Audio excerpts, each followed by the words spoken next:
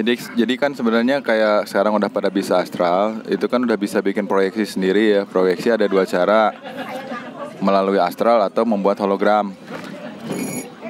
Astral itu artinya sambil tutup mata ya, sama aja kayak kita astral, cuman niatnya kan kita minta simulasi.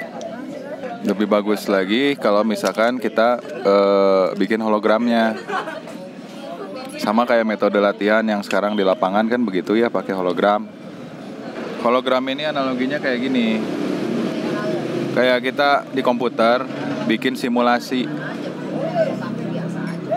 Nah, simulasi misalkan untuk peledakan gedung kan ya. Di mana titik-titik yang dipasangi bomnya. Kemudian nanti dianalisa, dilihat, kita bisa ngelihat kecepatan rambat apakah seragam atau tidak. Triggernya itu pada waktu yang sama ataukah akan ada hambatan atau tidak, terus nanti runtuhannya itu kayak gimana, luruskah atau akan ada yang ke samping gitu. Nah, simulasi seperti itu maksudnya itu kan di komputer. Nah, sekarang komputernya kan udah ada di kepala kita. Nah, jadi masukin case-nya, masukin opsi-opsinya sama logiknya di mindset, baru kemudian niatkan untuk membuat simulasinya. Mintakan simulasinya gitu. Jadi bisa secara astral dengan menutup mata seperti biasa kita astral, atau kita bisa minta hologram. Kan gini, yang sekarang latihan di lapangan juga kan udah pakai hologram. Jadi ketika latihan nafas, mereka tempatin hologramnya di depan gitu supaya mereka bisa melihat pergerakan di tubuh mereka sendiri gitu. Waktu nafas perut kayak gimana, waktu nyebarin ke seluruh tubuh kayak gimana, waktu dituju-tuti kayak gimana. Dan sebetulnya ini logik, karena aura sendiri kan gambaran dari metabolisme, apa yang terjadi di dalam tubuh.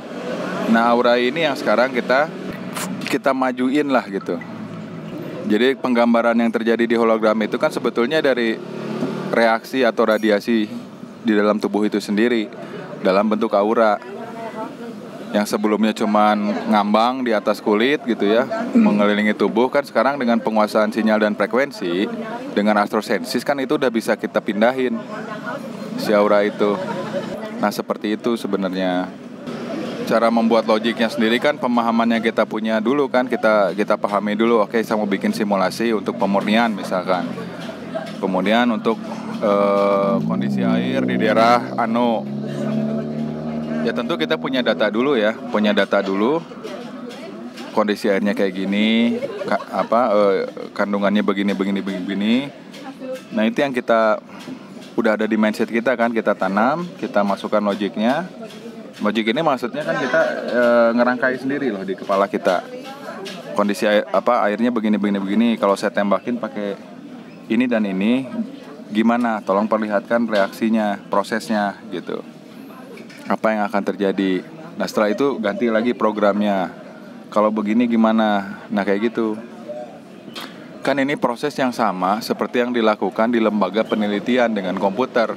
Opsi-opsi itu mereka masukin dalam program, kemudian ditampilkan di layar monitor kan, simulasinya. Nah, sekarang kita nggak perlu pakai komputer. Nah, itu maksudnya yang dari dulu disampaikan bahwa astrosensis ini fungsinya sangat banyak. Ini kita udah punya mikroskop sendiri, teleskop sendiri, dan komputer sendiri. Bukan cuman sekedar jalan-jalan. Nah, berani mencoba aja, coba aja ulik sok gitu. Dan ingat, mentalitasnya sama seperti awal waktu kita belajar astral. Jangan dulu banyak mindset, jangan dulu banyak memikirkan kemungkinan. Kan belum pernah nyoba gitu. Nah, walaupun sekarang udah bisa astral, terus kemudian untuk mencoba membuat hologram atau simulasi begini kan belum pernah ya. Nah, ketika belum pernah, pakailah mentalitas orang yang belum pernah, yang baru belajar. Jadi jangan dulu bikin asumsi-asumsi, jangan dulu bikin perkiraan-perkiraan terhadap yang kita belum tahu. Coba aja dulu. Intinya itu aja, coba aja dulu gitu. Atau dengan bahasa lain, sama kayak kita berpikir secara holografik, yang artinya apa yang kita pikirkan dalam bentuk data itu kita susun dalam bentuk gambar, dalam bentuk 3 dimensi gitu, yang kita bayangkan di dalam pikiran kita. Ini kan cara sama ya yang biasa digunakan yang disebut para jenius itu gitu ya, kayak seniman-seniman zaman dulu kayak ahli-ahli gitu ya, ilmuwan-ilmuwan itu kan disebutkan mereka bisa mampu berpikir secara holografik. Nah sebetulnya berpikir holografik ini bukan haknya para orang-orang yang punya kelebihan, dianggap punya kelebihan sebagai jenius. Semua orang pun bisa, asal mau dan tidak terbatasi pikirannya, gitu aja. Tinggal mau nyoba. Dimulai dengan kita membaca cerita, sama kan sebetulnya kayak kita waktu baca cerita, baca cerpen, baca komik. Sewaktu membaca itu kan sadar tidak sadar kita kan memvisualisasikan kondisi dan keadaan yang diceritakan oleh novel itu, betul nggak? Nah itu kan sudah berpikir holografik namanya.